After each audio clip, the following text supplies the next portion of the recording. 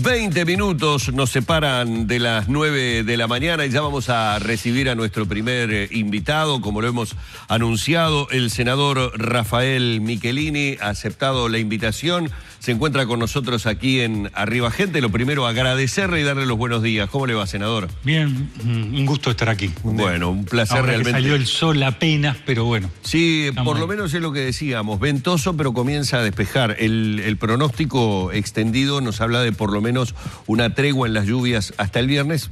Como decimos siempre, uno pensando más que nada en la gente que está retornando a sus hogares, que necesita por lo menos de 2, 3, 4 días que esto empiece a secar para limpiar sus hogares, etcétera, etcétera, en todo un trabajo de retorno que es bastante complicado. Así que sí, por le lo da menos una pausa a la gente. Una pausa, un respiro, porque la verdad ha sido, si bien benévolo el invierno en cuanto a que no tuvimos temperaturas extremadamente bajas, con la lluvia nos tuvo a mal traer. Es más, yo he jugado en estos días con una tormenta sí, una tormenta no, un poco metafóricamente hablando con respecto a esta tormenta, que no sé si denominarla así o no, es simplemente una manera de definir una situación que se viene dilatando en el frente, que tiene como protagonista y como centro de la polémica al vicepresidente de la República, Raúl Sendic, que ha motivado que desde otras filas y desde otros partidos, hace algunos días atrás, el senador Larrañaga nos decía, mire, ¿sabe qué? No voy a hablar más del tema Sendic, porque hay una reiteración en caer en preguntar a todos los actores políticos sobre la situación,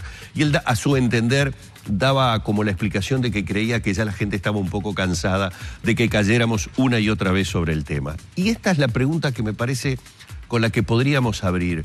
¿Ha sido un error de la fuerza política de gobierno permitir que por sus propios mecanismos se dilatara tanto una dilucidación del tema para no ponerle un punto final y que a través de los medios estuviéramos en forma permanente hablando porque no hay una resolución o dilucidación de la situación? El Frente tiene sus mecanismos institucionales y por más que uno pueda especular si fue bueno o fue malo, esos mecanismos funcionan. Y tienen que estar aparte de las vicisitudes de lo que piensa la gente o la prensa. Si un compañero se presenta a un tribunal de conducta política y pide que lo juzguen, la fuerza política no tiene otro mecanismo que hacerlo. No se olviden que para que alguien vaya a un tribunal o es él mismo que lo pide, o un sector, o alguna de las departamentales, o alguna de las coordinadoras, quien puede mandar a alguien al Tribunal de Conducta Política. Sendic se presentó por sus propios medios, ya hay un dictamen, ahora se va a hacer público y hay una fecha para el 9 de septiembre, el plenario dilucidarlo. La pregunta, ¿hubiera sido mejor que esto hubiera ya transcurrido, que hubiera pasado?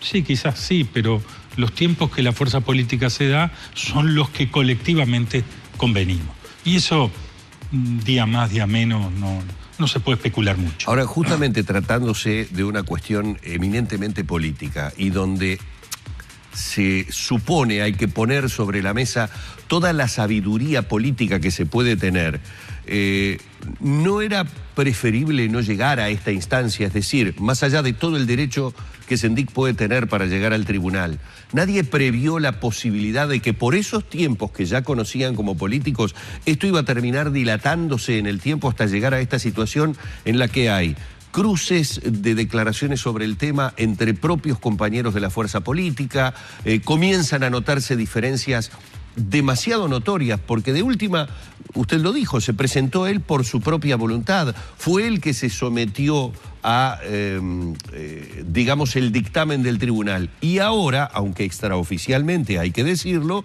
estamos escuchando hablar que el dictamen del tribunal puede tener o no validez simplemente porque se pueden equivocar. ¿Cuál es el sentido entonces de tanta...? Lo primero es lo primero. Y lo primero es muy bueno que haya tribunal. Algunos quisieran que no existiera el tribunal. Nuestra fuerza política hace de la ética una conducta y hay un tribunal de conducta política. Y ese tribunal de conducta política no es manejable.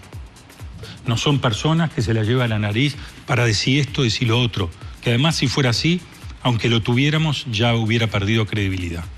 Actúan, son serios, son responsables, ponderados y exigentes. Y así han actuado y la información que hay es que ese dictamen es un dictamen exigente. Yo no lo conozco. Ahora va a ocurrir que se va a poner de manifiesto al conjunto de los integrantes del plenario, y el plenario, por una votación muy exigente, tiene que resolver. Bueno, veamos qué es lo que dice el Tribunal de Conducta Política y veamos qué es lo que resuelve el plenario. Lo que no puede ocurrir, aunque nos desgaste esta situación, en que la conclusión sea no tengamos Tribunal de Conducta Política, o que el Tribunal de Conducta Política diga lo que el presidente del Frente Amplio quiera. No, no es bueno. ¿Y qué pasaría si el Tribunal de Conducta Política dice una cosa y el plenario dice otra? Estaríamos en este caso en un grave problema. En otros casos de dimensión política de menor jerarquía, situaciones puntuales, algún tema de una coordinadora, algún comité de base por allá lejano, quizás no hubiera tanto problema o la sanción fuera, digamos, bastante diferente a lo que dice el dictamen. Pero esto que tiene un condimento político sustancial, el plenario debería resolver, no debería pasar a cuarto intermedio, debería resolver acorde a lo que diga el dictamen. Si no, lo vamos a pagar caro, porque esto tiene... ¿Quedaría desacreditado el Tribunal de Conducta Política? No son miembros. El Instituto mi preocupación Tribunal es de que Conducta Política, si hay un pronunciamiento contrario a lo que dice el fallo. Mi preocupación es que quede desacreditado el Frente Amplio.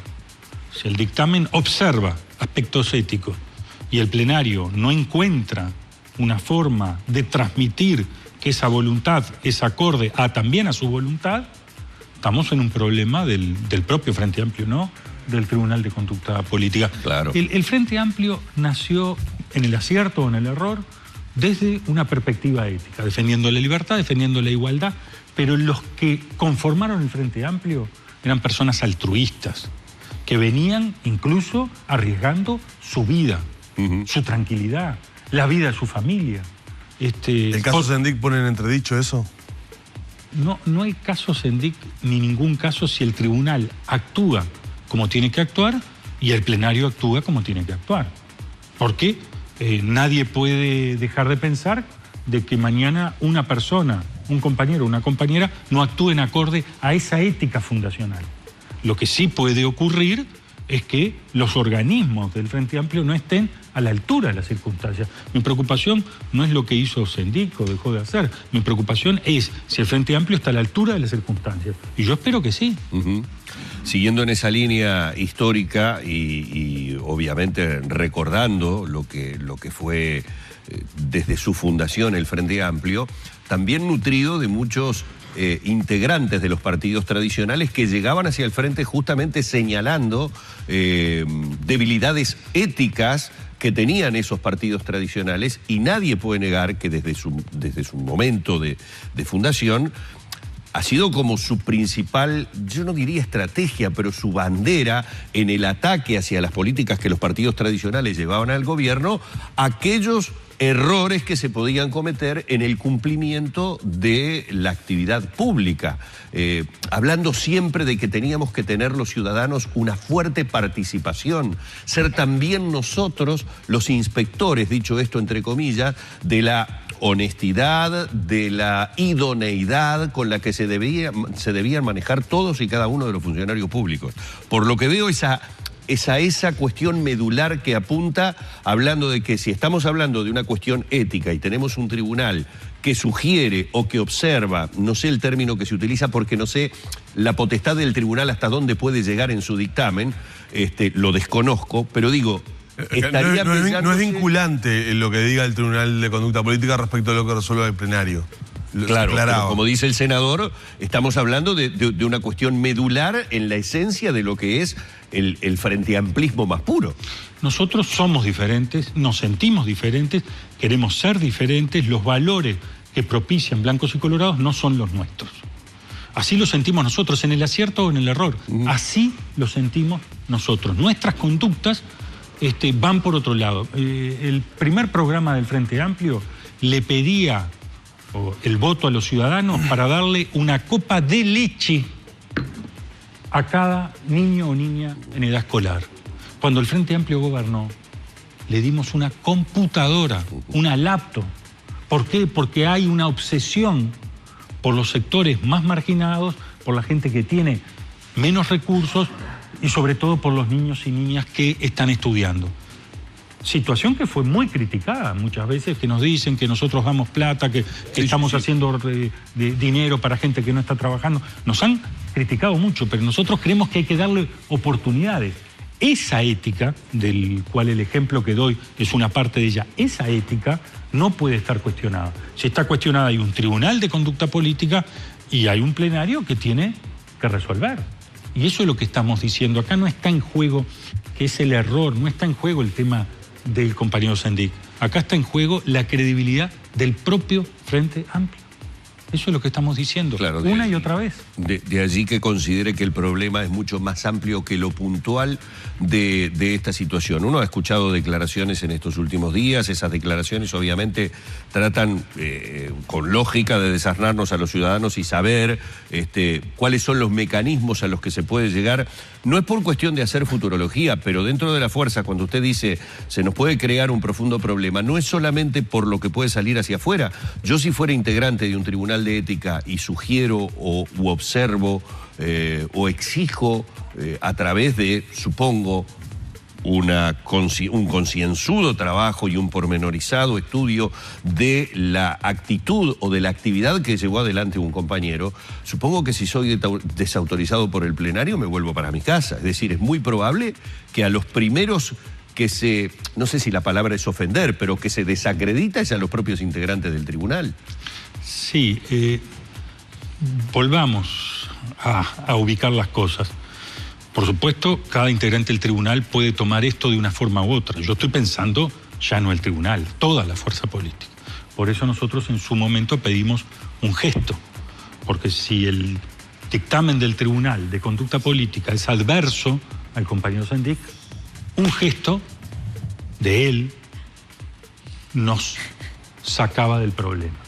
¿Pero qué es? Usted ha repetido un gesto. ¿Qué es un gesto que renuncia? Nos sacaba del problema. Cuando yo planteo eso, genera una situación de enojo de varios. Sí. Entonces, bastante. Sí, aparentemente ese no es el camino.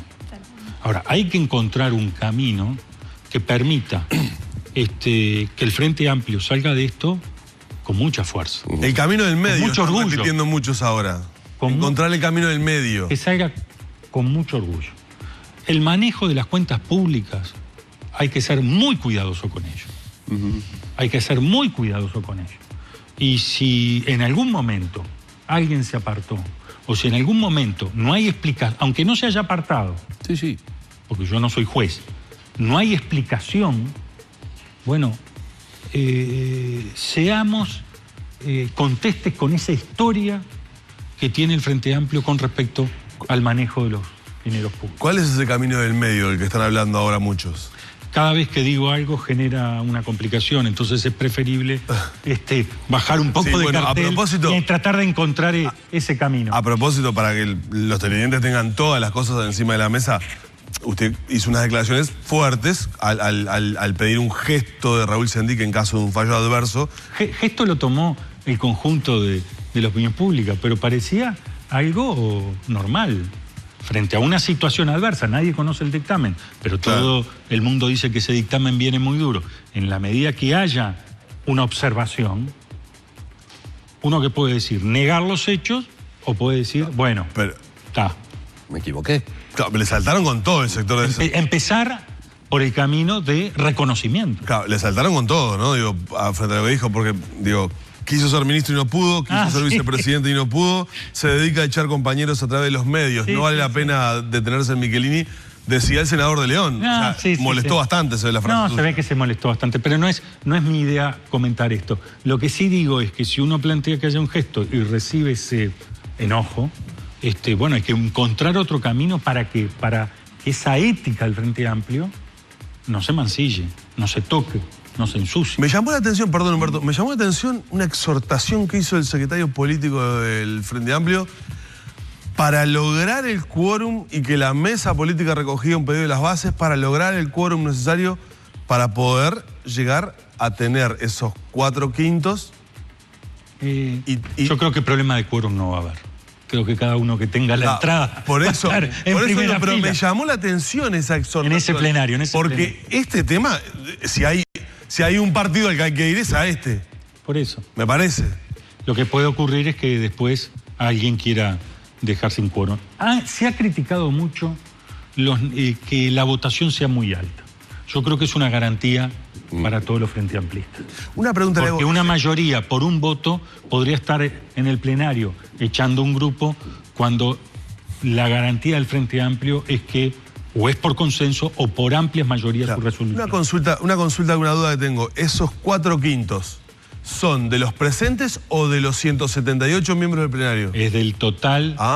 Es del total, pero... Más arriba la vara entonces todavía. Por supuesto, no, pero ojo, el número del plenario se va a saber, seguramente ya se esté por saber, si son 178, 177, porque si alguien no va al plenario de, naturalmente, los convocados en las últimas 2 fechas, entonces se lo toma como de licencia y baja el número. Entonces bien. Puede ser 177, 176. Hay una depuración de padrón, por decirlo de alguna manera. No es depuración porque ni bien venga en la próxima, entra. No es el problema. Pero, por ejemplo, hay un integrante del Tribunal de Conducta Política que es integrante del plenario. Parecería lógico que no estuviera. Ahí va. Está bien. Pero pueden ocurrir esas cosas. El otro día, comentando fuera de cámara, obviamente, cuando uno lee algunas declaraciones, y no solamente las lee, es muy importante a veces ver la actitud que tiene la persona en el momento de decirlo, porque a veces el leerlo puede llevar a malas interpretaciones. Y en las últimas declaraciones que se lo pudo ver a Sendik el día del comité de base, a uno le daba la sensación clara que no tenía una intención de tener un gesto. De tener un gesto. Ahí está, para utilizar los mismos términos y no hablar, de dar un paso al costado, como le queramos llamar. ¿Por qué? Bueno, porque hablaba de la posibilidad de que el tribunal se equivocara, porque se fue aferrando a temas como que fue puesto por la ciudadanía, y es un hecho, en la vicepresidencia de la República él la consigue a través de los votos, porque genera la fórmula presidencial con el doctor Tabaré Vázquez. La propia reivindicación de los buenos números de ANCAP ahora como fruto de su gestión. Exactamente. Entonces uno decía, bueno, y en esta situación, si no se genera ese gesto y si en estas divergencias que vemos en la interna del frente no se consigue esa mayoría que, como decía Danilo, ¿no? Explicado ahora, es una vara muy alta que se necesita para ello por los mecanismos que fuera. Usted define, estaríamos en un grave problema. Si el dictamen es adverso. Acá hay un hecho muy claro. El lunes ocurre que se pone de manifiesto el dictamen. A las 11 de la mañana en sobre cerrado. Eso es un hecho que se va a trascender. Claro. Y de por sí eso va a generar nuevos escenarios. Si el dictamen, porque se ha especulado mucho, al final todo el mundo dice, pero era por todo esto. Claro, también puede suceder. No lo sabemos porque nadie lo ha leído, teóricamente, por lo menos. Entonces, esperemos al dictamen. Esperemos a que se conozca y ahí se va a generar, naturalmente, una realidad política igual, diferente para un lado o para otro. ¿No habría sido bueno esperar a la propia fecha del plenario para tener ese fallo y leerlo en el día del plenario para evitar ese nuevo escenario que se va a generar a partir del lunes? Evidentemente. Yo creo que no podemos ir a un plenario a ciegas. No solo por el problema de las bases que tienen todos sus mecanismos y que resuelven en función de colectivo, sino los sectores también. Sí, tener tiempo de discutirlo, de analizarlo. Pero además, porque tiene una connotación política. Imagínense el nuevo espacio con sus integrantes en el plenario, que estén resolviendo, algunos por teléfono con ellos, leyendo párrafos, y el nuevo espacio no es la fuerza más importante del Frente Amplio. Hay sectores con más integrantes. O, en el caso del nuevo espacio, en su integración con el propio FLS. El tema de tomar tiempo para una discusión y dar la discusión hacia la interna de los sectores, del plenario, el integrante del plenario se equivoca, o lee desde una perspectiva diferente. Ahora, usted sabe que... Pero déjeme decirle una cosa más que sobre cerrado, ¿no? El lunes a las 11. A las 11:30 están todos los medios. Bueno, no sé. Nosotros incluso creo que lo vamos a ir a buscar más tarde, porque el compañero que lo tiene que ir a buscar... Ahí tenemos una diferencia con Tegaldo que me viene insistiendo con que el lunes está en conocimiento público y yo creo que tal vez no. Ya veremos. Pero déjeme decir una cosa. El Frente Amplio tiene este mecanismo para dirimir. Es cierto que se generan todos estos líos. Ahora, yo he visto líos en el Partido Colorado, en el Partido Nacional, años atrás, en general cuando estaban en el gobierno, y no tenían forma de dirimir el lío. No tenían forma institucional. Por eso yo rescato mucho el Frente Amplio y rescato mucho la conducta del Tribunal de Pero Conducta tienen los Política. partidos tradicionales mecanismos de expulsión de sus miembros. Pero no funcionan, van a la convención y votan y ahora hacen convenciones, no estoy hablando de los años 50 o atrás porque ahí sí había, pero ahora van a las convenciones porque la propia dinámica del Frente Amplio les impuso que también ellos tienen que hacer cosas. Pero que haya un tribunal que analice de personas... intachables, con una trayectoria a prueba de balas, no hay. Y eso es muy bueno en el Frente Amplio. Algunos han sido cuestionados. Algunos cuestionaban que alguno era amigo de Valenti, alguno de los miembros, que filtraban informaciones por esa vía. Digo, vio cómo es esto, ¿no? A mí, críticas hay en todos lados. Yo hago política, ¿no? Y lo digo de una otra vez. Prefiero los organismos, en este caso el Frente Amplio vivo, con figuras incluso polémicas o polémicas para algunos, el caso de Valenti, que estén en la política, que hablen de política, que discutan de política, que se metan en la política, a un país indiferente con esa fuerza política, donde los miembros de esa fuerza política no tienen pasión, no discuten. Entonces, denme muchos Valentis a mí, que se metan y discutan.